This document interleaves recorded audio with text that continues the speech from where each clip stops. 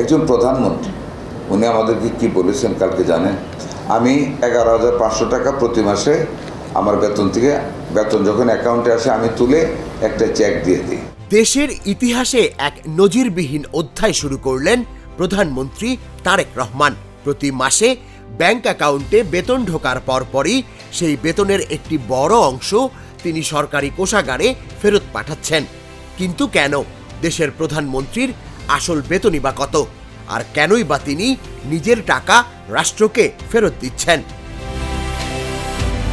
সম্প্রতি রাজধানীর এক অনুষ্ঠানে স্বাস্থ্যমন্ত্রী সরদার মোহাম্মদ সাখাওয়াত হোসেন এই অবিশ্বাস্য খবরটি সবার সামনে নিয়ে আসেন। আর এই খবর প্রকাশের পর থেকেই দেশ জুড়ে বইছে প্রশংসার ঝড়। খোঁজ নিয়ে জানা গেছে প্রধানমন্ত্রীর এই অনন্য সিদ্ধান্তের পেছনে রয়েছে 4 দশকের পুরনো এক পারিবারিক ঐতিহ্য। আজ থেকে বহু বছর আগে দেশের দরিদ্র মানুষের সহায়তার জন্য নিজের বেতনের 10% টাকা রাষ্ট্রের তহবিলে জমা দিতেন তার বাবা সাবেক রাষ্ট্রপতি জিয়াউর রহমান। যুগের পর যুগ পেরিয়ে গেলেও বাবার সেই সততা, দেশপ্রেম আর ত্যাগের আদর্শকে আবারও জীবন্ত করলেন ছেলে প্রধানমন্ত্রী তারেক রহমান। চলুন জেনে নেওয়া যাক বাংলাদেশের প্রধানমন্ত্রী প্রতি মাসে ঠিক কত টাকা বেতন ও সুবিধা পান। বর্তমান প্রধানমন্ত্রীর মূল বেতন প্রতি মাসে 1,15,000 টাকা।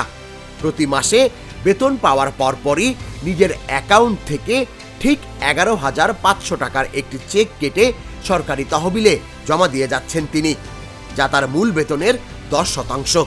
শুধু নিজেই নন, তারেক রহমান অত্যন্ত বিনয়ের সাথে মন্ত্রিসভার অন্য মন্ত্রীদেরও দেশের স্বার্থে এভাবে এগিয়ে আসার আহ্বান জানিয়েছেন।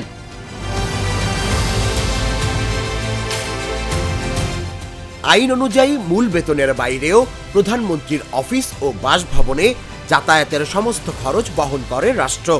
পাশাপাশি তার বাসভবনের বিদ্যুৎ, গ্যাস, পানি ও টেলিফোন সহ সমস্ত ইউটিলিটি খরচ সরকার দিয়ে থাকে। রাষ্ট্রপ্রধান হিসেবে তিনি পাচ্ছেন সম্পূর্ণ ফ্রি বাসস্থান, চিকিৎসা এবং 1.5 কোটি টাকার একটি বিশেষ স্বেচ্ছাধীন তহবিল। সমস্ত সুযোগ সুবিধা থাকা সত্ত্বেও নিজের মূল বেতন থেকে টাকা কেটে রাষ্ট্রের তহবিলে দেওয়ার এই নজিরবিহীন সিদ্ধান্তটি এখন পুরো দেশ জুড়ে টক অফ দ্য কান্ট্রিতে পরিণত হয়েছে।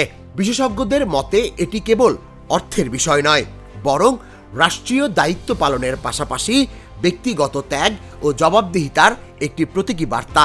আর সেই কারণেই প্রধানমন্ত্রী তারেক রহমানের এই উদ্যোগ এখন জনমনে ব্যাপক আগ্রহ আর আলোচনার জন্ম দিয়েছে। তুষার ইসলাম, জাগো নিউজ।